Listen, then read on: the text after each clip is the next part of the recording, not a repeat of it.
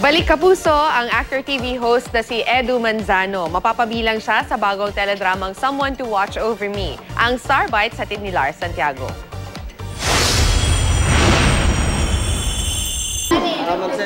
Nagsimula ng mag-taping si Edu Manzano para sa bagong primetime series ng GMA na Someone to Watch Over Me, kung saan makakasama niya sina Lovie Poe at Tom Rodriguez. Ginagampanan ni Edu ang papel bilang ama ni Tom na matagal hindi nakasama ng anak.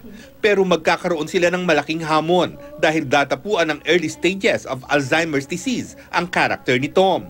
We also see a father now who naghahabol sa pagmamahal. Gusto niya ipakita ang lahat ng kanyang ng pagmamahal tungkol sa kanya at nakita unti-unti he's fading away. Puring-puri ni Edu ang GMA sa paggawa ng series na tumatalakay sa karamdamang katulad ng Alzheimer's disease.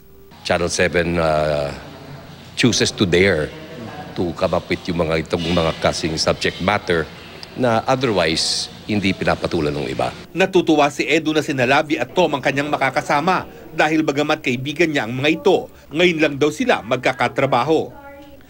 Kumusta naman kaya ang unang araw ng pag-arte niyang muli sa harap ng kamera? Nandun yung nervyos, you didn't want to disappoint your director who, this is Director Mario J. De Los Reyes, one of our country's finest directors. At the same time, ayaw mo ring ma-disappoint yung mga kapwa-artista. Lars Santiago, GMA News.